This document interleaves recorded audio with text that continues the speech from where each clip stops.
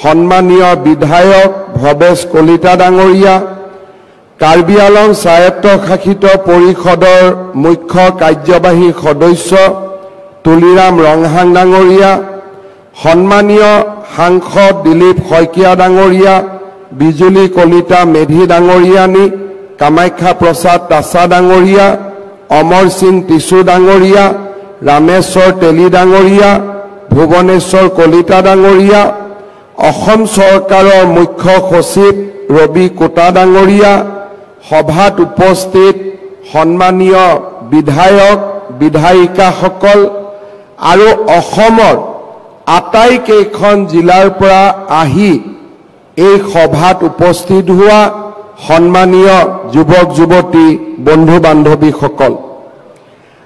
যোৱা বছৰ 23 ছেপ্টেম্বৰ তাৰিখে আমি অসমত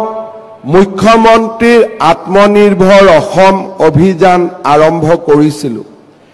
আপোনালোকৰ মনত আছে 2021 চনত ভাৰতীয় জনতা পাৰ্টি আৰু আমাৰ মিত্ৰ দলে যেতিয়া নিৰ্বাচনৰ মাজলৈ আমি গৈছিলোঁ, তেতিয়া অসমৰ ৰাইজক আমি দুটা প্ৰতিশ্ৰুতি দিছিলোঁ যে 1 লাখ চৰকাৰী চাকৰি আমি নিয়োগ কৰিম আৰু দ্বিতীয়তে 2 লাখ যুৱক যুৱতীক আমি আত্মসংস্থাপনৰ পথ দেখুৱাম। আজি আপোনালোকে দেখা পাইছে যে চাওঁতে চাওঁতে 1 লাখ নিযুক্তিৰ পৰিৱৰ্তে আজি আমি ইতিমধ্যে 1,40,000 নিযুক্তি সম্পন্ন কৰিছোঁ আৰু 2 লাখ নিযুক্তিৰ ফালে আজি আমি ধাৱমান হৈছোঁ। যোৱা কেইটামান দিনত ADRE Assam direct recruitment examination, শিক্ষকৰ নিযুক্তি আৰু বৰ্তমান অসমৰ প্ৰত্যেকখন জিলাতে চলি থকা আৰক্ষীৰ নিযুক্তিৰ প্ৰক্ৰিয়া আদিয়ে অসমৰ যুৱক যুৱতীৰ মাজত এটা ভাবিব নোৱাৰা আত্মবিশ্বাস আনি দিছে। আজি অসমত 11 লাখ যুৱক যুৱতীয়ে একেলগে পৰীক্ষা দিয়ে আৰু প্ৰত্যেকজন যুৱক যুৱতীয়ে এটা কথা অন্তত মনত দৃঢ়ভাৱে প্ৰতিপন্ন কৰি লৈছে যে নিযুক্তি স্বচ্ছ হ'ব আৰু এই নিযুক্তিত কোনেও এটকা নোখোৱাকৈ নিযুক্তি হ'ব। তেনেকুৱা আজি আত্মবিশ্বাস অসমৰ যুৱক যুৱতীৰ মাজত গঢ়ি উঠিছে। আজিৰ পৰা যদি 10 বছৰ আগলৈ অসমত দীৰ্ঘকালীন যেতিয়া কংগ্ৰেছৰ শাসন চলিছিল, কোনো ল'ৰাৰ মনত ছোৱালীৰ মনত এই কথা বিশ্বাস নাছিল যে আমি চৰকাৰী চাকৰিত টকা নিদিয়াকৈ চৰকাৰী চাকৰি পাম। কোনেও বিশ্বাস কৰিব পৰা নাছিল আৰু চাওঁতে চাওঁতে সৰু এটা চাকৰিৰ বাবে টকা দিয়া, ঘোষ দিয়াৰ পৰিমাণ 1 কোটি টকালৈকে বৃদ্ধি পাইছিল। কংগ্ৰেছৰ দিনত APSCত এনেকুৱা ব্যক্তিক অধ্যক্ষ কৰি দিয়া হৈছিল যে যাৰ জীৱনত এটাই মাত্ৰ ব্ৰত আছিল যে নিবনুৱা ল'ৰা ছোৱালীৰ পৰা কেনেকে টকা লুণ্ঠন কৰিব পাৰি, কেনেকৈ ধন লুণ্ঠন কৰিব পাৰি। আৰু এনেকুৱা এটা পৰিৱেশ আছিল যে অংগনবাদীৰ কৰ্মী, আশা কৰ্মী নিযুক্তি দিবৰ বাবেও ধনৰ লেনদেন হৈছিল। আজি আমি সেইখন অসম এটা যুগৰ পৰা আন এটা যুগলৈ পৰিৱৰ্তনৰ বাবে কাম কৰিছোঁ। কংগ্ৰেছৰ দিনত থকা পংকিলতাক আঁতৰাই আজি আমি স্বচ্ছতাৰ এটা নতুন দিগন্তলৈ গতি কৰিছোঁ। কোনোবাই সুধিছে যে আমাক প্ৰশ্ন কাকতখন ঘৰত আনিব দিব লাগে, আমি কৈছোঁ ঘৰলৈকে লৈ যাওক। কোনোবাই কৈছে যে আমাক OMR চিটখন চাব দিব লাগে, আমি কৈছোঁ সেইখনো লৈ যাওক। কতো কোনোবাই কৈছে যে প্ৰশ্নৰ উত্তৰ কেইটা আপোনালোকে এনসাৰ কিটো ঠিক কৰি বনাইছে নে নাই তাকো আমি চাব খুজিছোঁ। আমি কৈছোঁ সেইটো চাই লওক। স্বচ্ছতাৰ এটা নতুন দিগন্তলৈ আমি গতি কৰিছোঁ। আজি অসমৰ যুৱক যুৱতীৰ মাজত এটা ভাবিব নোৱাৰা আত্মবিশ্বাস আহি পৰিছে ঋণাত্মক পৰিৱেশবিলাক সলনি হৈছে আৰু লাহে লাহে এটা আন্দোলন বিবৰ্জিত পৰিৱেশত আমাৰ ৰাজ্যখনলৈ স্থায়ী শান্তি আৰু বিকাশৰ ধাৰা উভতি আহিছে মই 3 বছৰ আগতে এই খেলপথাৰত যেতিয়া স্বাধীনতা দিৱসৰ পতাকা উত্তোলন কৰিছিলো তেতিয়া মই ৰাইজক এটাই আহ্বান জনাইছিলো যে আমাক এটা আন্দোলন বিবৰ্জিত পৰিৱেশ দিয়ক আমি অসমত এক নতুন দিগন্তলৈ লৈ যাম আজি আপোনালোকে দেখিছে ৰাজহুৱা খণ্ডত নিযুক্তি হওক অসমত উদ্যোগীকৰণৰ বাতাবৰণ হওক বা আত্মনিৰ্ভৰ অসমৰ ফালে এক নতুন যাত্ৰা খনখেৰীয়া যাত্ৰা আমি আটাইবিলাকতে আজি সফল হ'ব পাৰিছো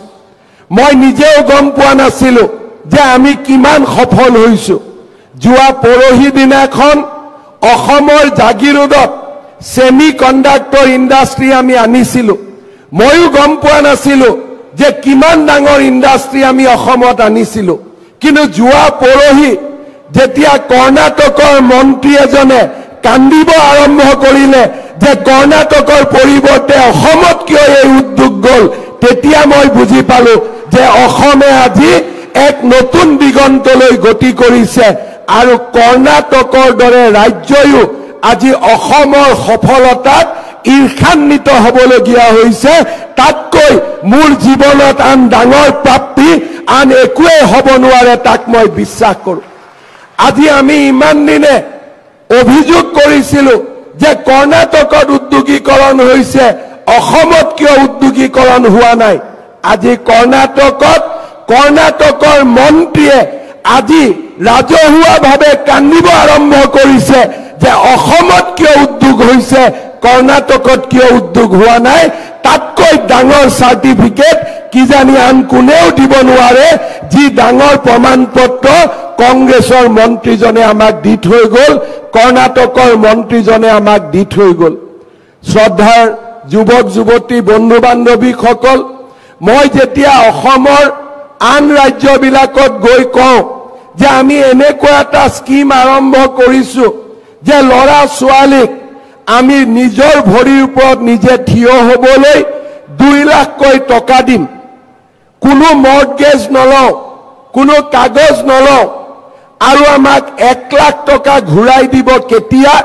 3 বছৰ তেওঁলোকে গেপ দিব আজি যদি মোৰ 2 লাখ টকা সম্পূৰ্ণ হয় মই 3 বছৰ এই 1 লাখ টকাটো ঘূৰাই দিব নালাগে আৰু তাৰ পিছত আমি পৰৱৰ্তী 5 বছৰত এই টকাখিনি সৰু সৰু ইনষ্টলমেন্টৰ জৰিয়তে আমি উভতাই দিম 1 লাখ টকা আমি উভতাই দিব নালাগে আৰু বাকি 1 লাখ টকা আমি কেতিয়া উভতাই দিয়া সম্পূৰ্ণ কৰিম 8 বছৰ পিছত মই যেতিয়া যেনেকে এনেকুৱা ধৰণৰ আঁচনিৰ কথা কওঁ তেতিয়া মানুহে আন চৰকাৰসমূহ আচৰিত হয় ৰাইজ আচৰিত হয় যোৱাকালি মই হাৰিয়ানাত আছিলো মই এই আঁচনিৰ বিষয়ে কৈছিলো আৰু ৰাইজক মই কৈ আহিছিলো যে আপোনালোকে মোৰ ফেচবুক চাই থাকিব অহাকালি 11টা বজাত আমি প্ৰথম 25,000 ল'ৰা ছোৱালীক এই আঁচনিৰ ধন আমি হস্তান্তৰিত কৰিম বহুতে মোক বিশ্বাস কৰা নাছিলে হয় বেংকত যাব নালাগে বোলে নালাগে কোনো কাগজো দিব নালাগে বোলে নালাগে মৰ্টগেজো দিব নালাগে বোলে নালাগে বোলে টকাখিনি যদি ঘূৰাই নিদিয়ে মই কৈছিলো যে অসমৰ যুৱক যুৱতীৰ ওপৰত মোৰ বিশ্বাস আছে তেওঁলোকক আমি যেনেকে কৰিব অনুৰোধ কৰিম তেনেকে কাম কৰিব আজি হাৰিয়ানাত বহুত লোকে এই ফাংচন লাইভ চাই আছে মোক কৈছিলে যে আপুনি সঁচা কৈছে নে কি কৈছে কালি আমি চাম মই বলো আপোনালোকে চাই থাকিব অৰ্থাৎ আজি অসমক লৈ ভাৰতৰ সুকে কোনে আমি আজি গৌৰৱ কৰিব পাৰো যে আমি এখন নতুন অসমৰ ফালে আজি আমি ধাৱমান হৈছো শ্ৰদ্ধাৰ যুৱক যুৱতী বন্ধু বান্ধৱীসকল আপোনালোক সকলোৱে জানে এই আঁচনিখনৰ বিষয়ে মই আপোনালোকক বহুত দীঘলীয়াকৈ ক'ব নালাগে মাত্ৰ তিনিটা কথা মই ক'ব খুজিছো এই আঁচনিখনৰ প্ৰথম ধন ৭৫,০০০ টকা আজি আমি আপোনালোকক একোখনকৈ বেংক ড্ৰাফ্ট প্ৰদান কৰিম আপোনালোকে এই বেংক ড্ৰাফ্টখন লৈ গৈ নিজৰ বেংক একাউণ্টত জমা দিলে আপোনালোকৰ বেংক একাউণ্টত ৭৫,০০০ টকা জমা হ'ব দ্বিতীয়তে এই মাহৰ ভিতৰতে আপোনালোকক আমি 3 দিনকৈ আমাৰ জিলাসমূহত প্ৰশিক্ষণ কৰোৱাম ইতিমধ্যে কিছু যুৱকৰ প্ৰশিক্ষণ সম্পূৰ্ণ হৈছে আৰু কিছু যুৱকৰ প্ৰশিক্ষণ বাকি আছে মই আপোনালোকক প্ৰতিশ্ৰুতি দিছো যে আপোনালোকৰ বেংক একাউণ্টত অহা 10 নৱেম্বৰত আমি আৰু 25,000 টকা সোমোৱাই দিম অৰ্থাৎ আজি আমি 30 অক্টোবৰত কথা কৈ আছো আৰু 10 নৱেম্বৰত ৰাতিপুৱা 12 বজাৰ আগতে আপোনালোকৰ বেংকৰ একাউণ্টত 25,000 টকাকৈ আৰু জমা হ'ব সত্ৰ দুটা 3 দিনীয়া প্ৰশিক্ষণটো সকলোৱে কৰিব লাগিব আৰু আপোনালোকক আজি সময়ৰ অসুবিধাৰ বাবে আমি কোনো আন্ডাৰটেকিং এখন সৰু সহি কৰাব খুজিছো কিন্তু আপোনালোকক আমাৰ জিলাৰ পৰা একোখনকৈ চুক্তিপত্ৰ দিয়া হ'ব তাত একো লিখা নাই যে 1 লাখ টকা ঘূৰাই দিব নালাগে আৰু 1 লাখ টকা 3 বছৰ গ্যাপ দি 5 বছৰত ঘূৰাই দিব লাগে এই কথাখিনিয়ে লিখা এখন কাগজ পাব এই দুইটা কাম আপোনালোকে 10 নৱেম্বৰৰ ভিতৰত সম্পূৰ্ণ কৰিব আৰু এক্সেক্টলি 10 তাৰিখে আপোনালোকৰ বেংক একাউণ্টত অতিৰিক্ত 25,000 টকা আমি সোমাই দিম ইয়াৰ পিছত এই আঁচনিখন কেনেকৈ আগবাঢ়ি যাব আমি এজন আপোনালোকৰ লগত একোজন যুৱকক আমি নিযুক্তি কৰিছো তেওঁক কোৱা হ'ব CMAAA ফেলো অৰ্থাৎ তেওঁলোকে আপোনালোকৰ লগত মাজে মাজে কথা পাতিব আপোনালোকৰ ব্যৱসায় বাণিজ্য তেওঁলোকে চাব যোনে যি কাম কৰিছে আৰু এটা বছৰ পিছত যিসকল ল'ৰা ছোৱালীৰ কাম কাজক লৈ আমি সন্তুষ্ট হ'ম তেওঁলোকক আমি লগে লগে পৰৱৰ্তী ধন আমি মুকলি কৰি দিম এই হৈছে আঁচনিখনৰ সবিশেষ ইয়াত আৰু বহুত বেছি কমপ্লিকেশ্যন একো নাই আৰু যিজন ল'ৰা বা ছোৱালীয়ে আপোনালোকক মাজে মাজে দেখা সাক্ষাৎ কৰিব চোৱা চিতা কৰিব তেওঁলোকে ডাইৰেক্টলি আহি মোক বা বিমল বৰাক প্ৰতিবেদন দিব আৰু তাৰ ওপৰত ভিত্তি কৰি আমি পৰৱৰ্তী ধন আমি মুকলি কৰাৰ ব্যৱস্থা কৰিম আজি 25,000 ল'ৰা ছোৱালীক আমি মাতিছো আন বহুত ল'ৰা ছোৱালীয়ে অপেক্ষা কৰিছে যে আৰু বাকি 75,000 ল'ৰা ছোৱালীয়ে কেতিয়া এই আঁচনি পাব এই অহা মাহৰ 5 অক্টোবৰ তাৰিখে আমি আবেদনৰ পোৰ্টেল মুকলি কৰি দিম যাতে আৰু 75,000 হিতাধিকাৰীক আমি অতি সোনকালে এই ধন আমি মুকলি কৰি দিব পাৰো শ্ৰদ্ধাৰ যুৱক যুৱতী বন্ধু বান্ধৱীসকল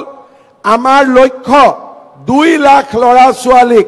আমি সৃষ্টি কৰা মোৰ প্ৰচেষ্টা হ'ব যে এই প্ৰক্ৰিয়া যদি সফল হয় পৰৱৰ্তী দিনত আৰু 1 লাখ যুৱক যুৱতীৰ বাবে এই আঁচনি আমি মুকলি কৰি দিব খুজিছো অৰ্থাৎ সৰ্বমুঠ 2 লাখ ল'ৰা ছোৱালীক আমি এই আঁচনিৰ জৰিয়তে আমি আত্মনিৰ্ভৰ অসমৰ ফালে লৈ যোৱাৰ বাবে আমি চেষ্টা কৰিম শ্ৰদ্ধাৰ যুৱক যুৱতী বন্ধু বান্ধৱীসকল এই আঁচনিখন নিৰ্মাণ কৰোঁতে আৰু এই আঁচনিখন পৰিচালনা কৰোঁতে উদ্যোগ মন্ত্ৰী বিমল বৰা ডাঙৰীয়া মুখ্য সচিব ৰবি কোটা ডাঙৰীয়া আৰু আমাৰ জিলাৰ গোটেই অফিচাৰসকলে যোৱা 2 মাহত অভূতপূৰ্ব কষ্ট আৰু ত্যাগ স্বীকাৰ কৰি এই আঁচনিখন আজিৰ পৰ্যায়লৈ লৈ আহিছে মই বিশ্বাস কৰোঁ যে অসম চৰকাৰৰ বিষয়া কৰ্মচাৰীসকলে আজি এক নতুন কৰ্ম সংস্কৃতিৰ ফালে গতি কৰিছে আৰু এনেকুৱা ধৰণৰ সফলতাই আমাক বিশ্বাস প্ৰদান কৰে যে আমি নিশ্চিতভাৱে এখন নতুন অসমৰ বাবে গতি কৰিছো। মই যুৱক যুৱতীসকলক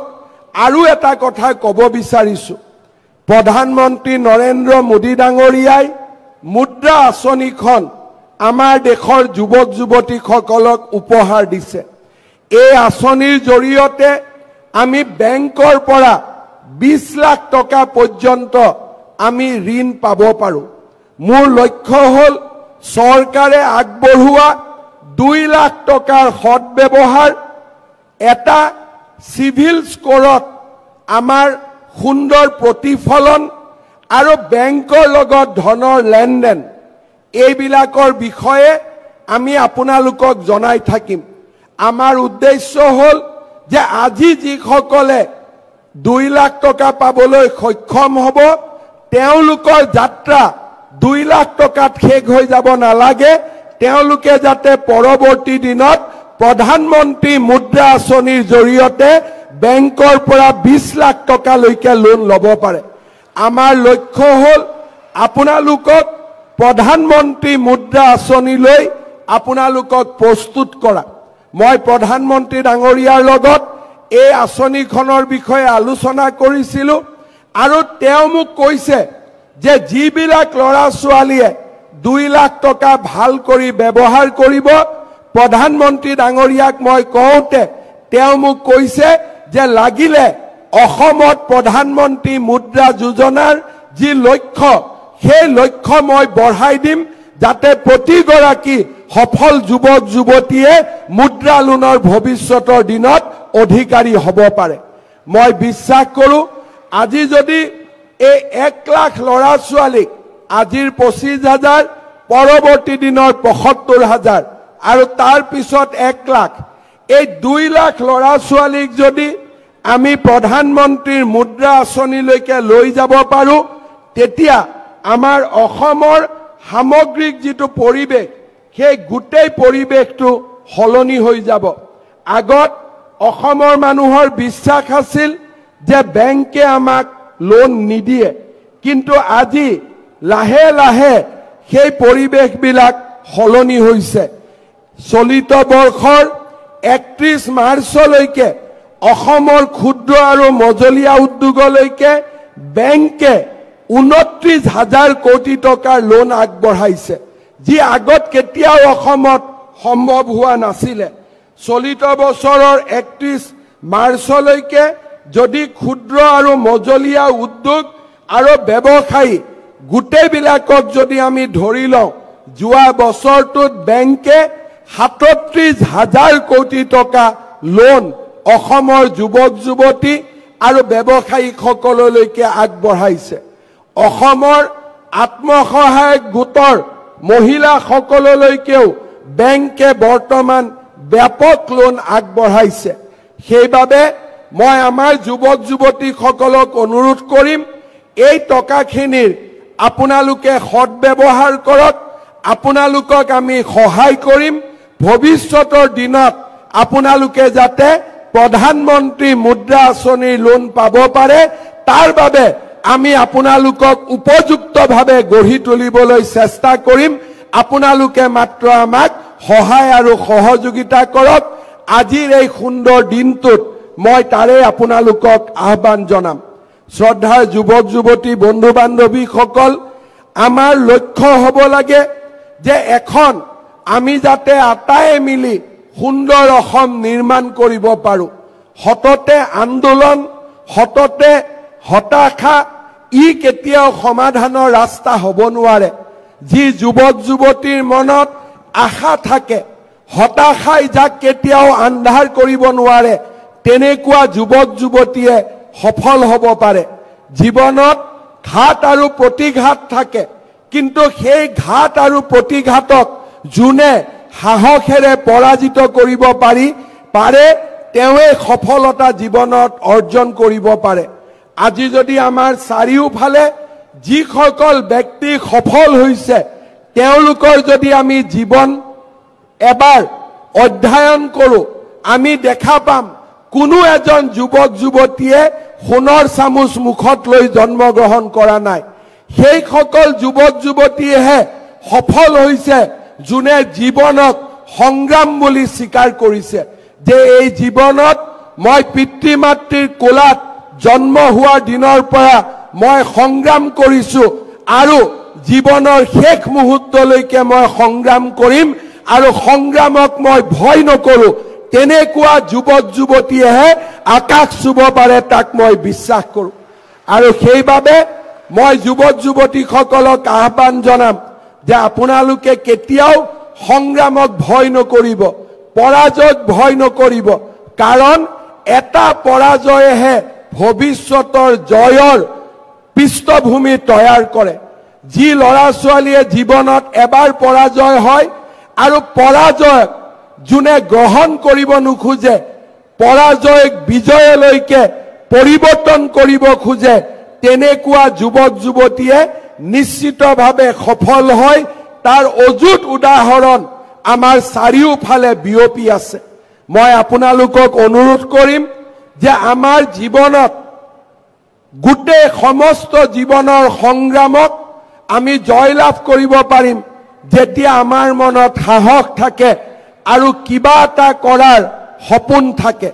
এছাম অসমত ব্যক্তি আছে যোনে আমাক সততে নিৰাশাৰ কথা কয় নিৰাশাৰ এই বাতাবৰণৰ লগত আমি যুদ্ধ কৰিব লাগিব কাৰণ নিৰাশাই আমাক পিছুৱাই লৈ যায় নিৰাশাই আমাক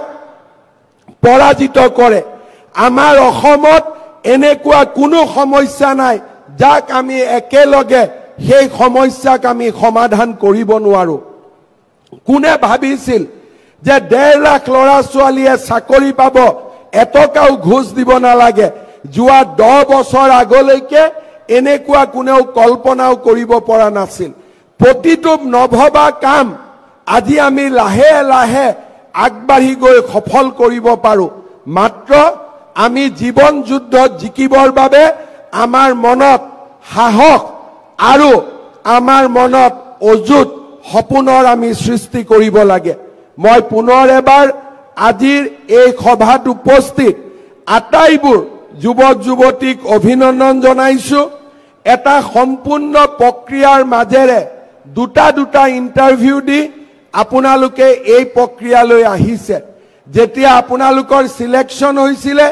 তেতিয়া মই অফিচাৰসকলক সুধিছিলো যে আগতে বেংকৰ লোন লৈ টকা ঘূৰাই দিব নোৱাৰা কিমান যুৱক যুৱতী ইয়াৰ মাজত আছে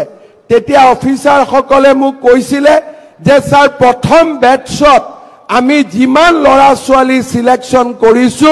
সকলোৰে সিভিল স্কোৰ ভাল কাৰো বেংকত ঘূৰাই নিদিয়াৰ অভিযোগ নাই সকলো সুন্দৰভাৱে কাম কৰা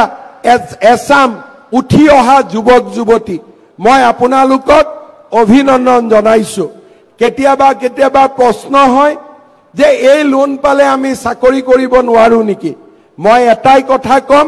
যে এই লোন ললেও চাকৰিৰ বাবে আমি আবেদন কৰিব পাৰো তাত কোনো অসুবিধা নাই মাত্ৰ চৰকাৰী চাকৰি পালে আপোনালোকে লোনটো ঘূৰাই আমি চৰকাৰৰ পৰা পোৱা টকাখিনি ঘূৰাই দিব লাগিব আৰু 5 বছৰ পিছত যদি আমি চাকৰি পাওঁ তেতিয়াহলে এই টকাখিনিও আমি ঘূৰাই দিব নালাগে কাৰণ 5 বছৰ পিছত আমি টকা ঘূৰাই দিয়াৰ পৰিবেশ নাথাকে কিন্তু তৎকালীনভাৱে যদি কোনোবাই চাকৰি পায় তেতিয়াহলে আপোনালোকে টকা কেইটা উভতাই দিব লাগিব শ্ৰদ্ধাৰ যুৱক যুৱতী বন্ধু বান্ধৱীসকল মই যদিও চাকৰিৰ প্ৰসংগটো আনিছো মই অনুৰোধ কৰিম আপোনালোকৰ মনত আপোনালোকৰ বুকুত ইমান সাহস আছে আপোনালোকে জব সিকাৰৰ পৰিৱৰ্তে জব গিভাৰ হোৱাৰ বাবে চেষ্টা কৰক অৰ্থাৎ আপোনালোকে এনেকে কাম কৰক যাতে দুজন লৰাক আপোনালোকে কৰ্ম সংস্থাপন দিব পাৰে চৰকাৰী চাকৰি আমাক এটা নিৰ্দিষ্ট জীৱনত আবদ্ধ কৰি ৰাখিব চৰকাৰী চাকৰিয়ালে চাকৰি পোৱা দিনাখনে তেওঁলোকৰ জীৱনৰ সপোনবিলাক শেষ হৈ যায় বহুতে ভাবে যে চাকৰি জীৱনৰ আৰম্ভণি কিন্তু মই নিজে দেখি অহা কথাটোৱে হল যে চাকৰিয়ে জীৱনৰ সপোনবিলাক সেই দিনাখনে শেষ কৰি দিয়ে তাৰ পিছত গতানুগতিক অফিচত আহা নিৰ্দিষ্ট দৰমহা লোৱা আৰু মানসিক হেঁচাৰ মাজত চাকৰি কৰা কিন্তু উদ্যোগ এটা যেতিয়া আমি আৰম্ভ কৰো ব্যৱসায় এটা যেতিয়া আৰম্ভ কৰো হি জীৱনৰ শেষ নহয় হি জীৱনৰ আৰম্ভণিহে হয় আৰু এই সৰু উদ্যোগটোৱে আপোনালোকক এদিন আকাশ চুব পৰা পৰিৱেশলৈকে লৈ যাব পাৰে চাকৰিয়ে জীৱনৰ সপোন ৰুদ্ধ কৰে আৰু ব্যৱসায় আৰু উদ্যোগে জীৱনৰ সপোন মুকলি কৰে এইটোৱে হৈছে আমাৰ মাজত ডিফাৰেন্স মধ্যবিত্ত পৰিয়াল আৰু আমাৰ মাজত থকা দুখীয়া পৰিয়ালসকলে ভাবে যে চাকৰি এটা পালো আমি আৰু নিশ্চিত হলো ময়ো মানো চাকৰি এটা পালো আমি নিশ্চিত হলো কি নিশ্চিত হলো মাহৰ দৰমহাটো আমি নিশ্চিত হলো কিন্তু ভাল উদ্যোগ আৰু ভাল ব্যৱসায় যদি কৰিব পাৰো তেনেকুৱা মাহৰ দৰমহা পোৱা 10 জন লৰাক মই নিজে চাকৰি দিব পাৰো তেনেকুৱা ধৰণে আমি আগবাঢ়ি যোৱাৰ ক্ষমতা আমাৰ মাজত আছে আৰু এই ক্ষমতাৰ আমি যদি সৎ প্ৰয়োগ কৰিব পাৰো আমাৰ জীৱনক কোনেও ৰুদ্ধ কৰিব নোৱাৰে মই পুনৰবাৰ আপোনালোকক অভিনন্দন জনাইছো আজিৰ বেংক ড্ৰাফটখিনি বিতৰণৰ বাবে আমি কেইটামান সৰু নিয়ম কৰিছো আপোনালোকে যাতে সকলোৱে সহযোগিতা কৰে আমাৰ বিষয়াসকলে আপোনালোকক ক'ব যে কেইবাটাও জাগাত স্থানত আপোনালোকে যাতে সুন্দৰভাৱে বেংক ড্ৰাফটখন ল'ব পাৰে সমষ্টি ওয়াইজ আমি এটা প্ল্যান কৰিছো এই প্ল্যানিংটোৰ বিষয়ে আপোনালোকক মোৰ বক্তব্য শেষ হোৱাৰ পিছতে আপোনালোকক জনাব এটা এটা সমষ্টিত 200 জন ল'ৰা ছোৱালী প্ৰায় এই আঁচনিৰ বাবে নিৰ্বাচিত হৈছে 200 জন ল'ৰাই লাইন পাতি বেংক ড্ৰাফট লৈ সহি কৰোতে যদি 3 মিনিটকৈ লাগে আমাক 600 মিনিটৰ প্ৰয়োজন হ'ব অৰ্থাৎ 5-6 ঘণ্টাৰ আমাৰ প্ৰয়োজন হ'ব কৰবাত 3-4 ঘণ্টাৰ প্ৰয়োজন হ'ব সেইবাবে মই আপোনালোকক দীঘলীয়াকৈ ক'ব নোখোজো যাতে সন্ধিয়া 5 বজাত বা 4 বজাত আপোনালোকে উভতি যাব পাৰে কাৰণ এজনে